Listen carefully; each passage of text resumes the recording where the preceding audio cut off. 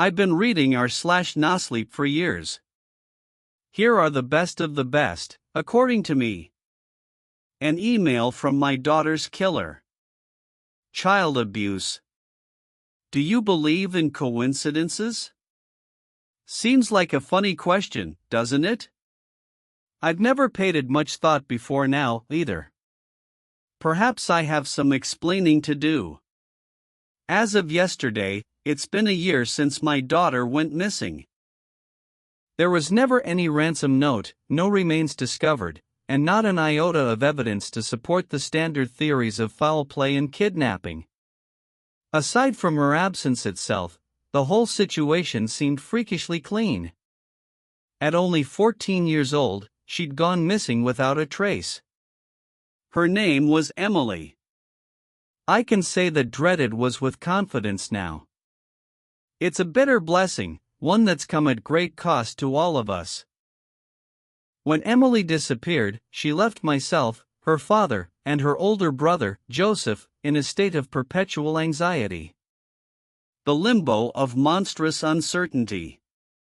Every phone call was a needle pressed into our skin, and every newscast that aired about that poor girl still missing, presumed dead, felt like having boiling water poured down our throats.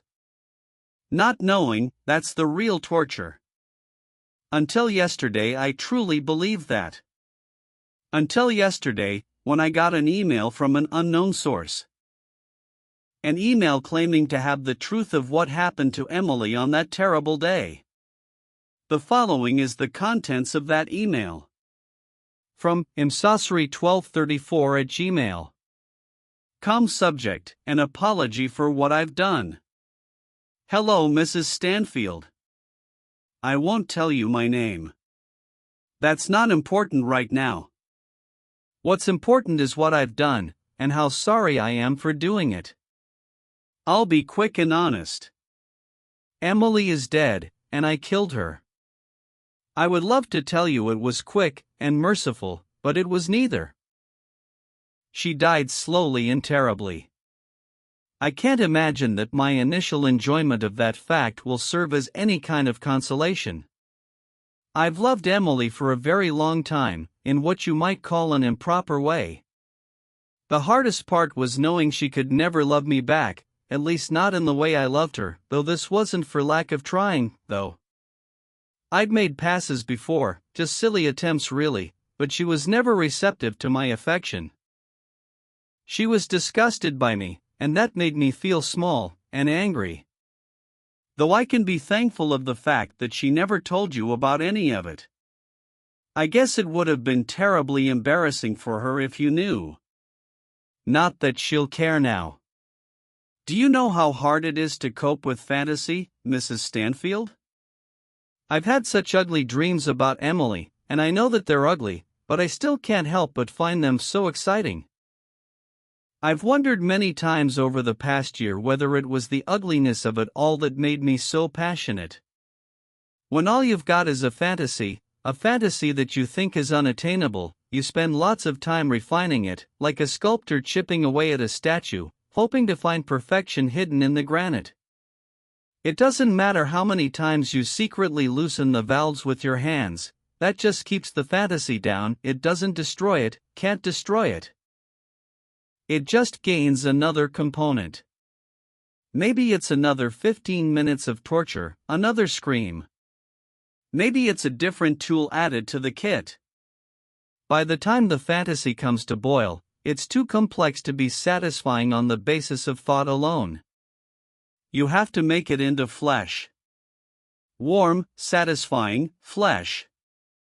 And I did, Mrs. Stanfield, I really did. I have to be honest with you, it wasn't so much about wanting to live my fantasy, as it was about wanting to know whether I had it in me to carry it out. There was no dignity in pleasuring myself to the thoughts of violence, only in being able to say that I had the courage to do the one thing that had been giving my life any sort of meaning. And, a year ago today, I proved that I did have that courage. My little indiscretions were in the past.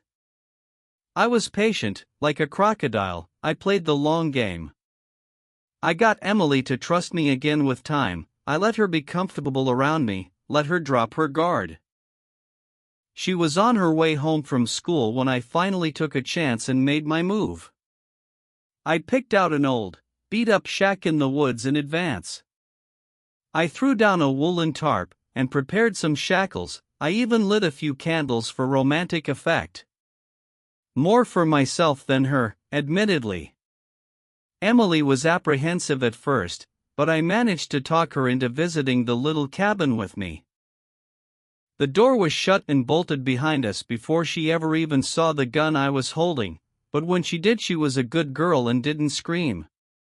Though I must say, I was a little disappointed at that. I'm not a pornographer, so I won't be lurid with the details of what I did.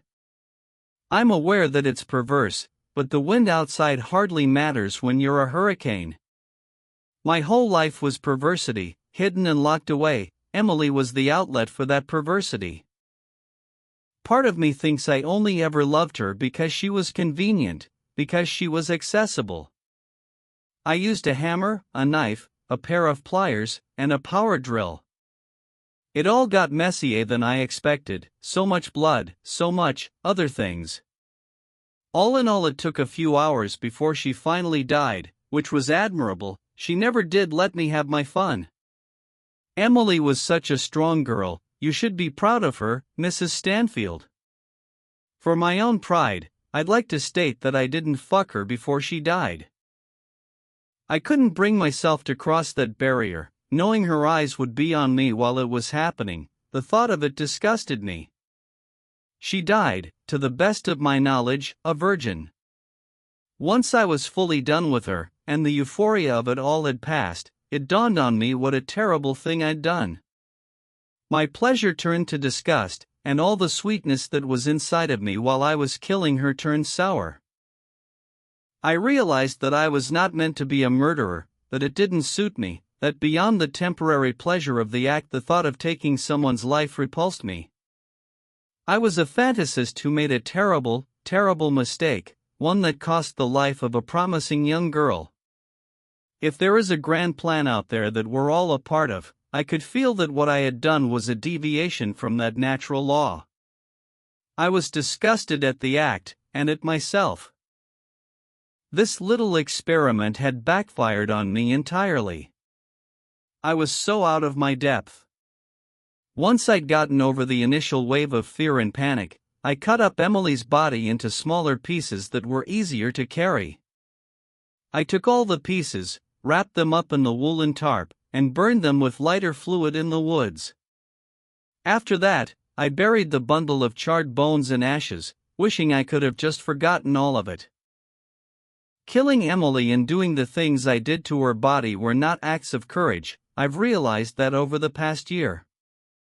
They were acts of obsession and cowardice, of a person not strong enough to overcome their darker urges.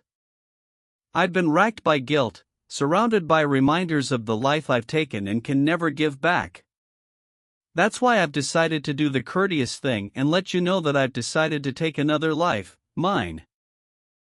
All I can ever be is a danger to the people around me, a time bomb destined to blow up and hurt another innocent. The only altruistic thing for a person in my position to do is take myself out of the picture. I'm sorry for what I did to Emily. I don't expect for you to forgive me, nor do I think I deserve it. I just hope this gives you some sense of closure and allows you to move on. My sincerest apologies.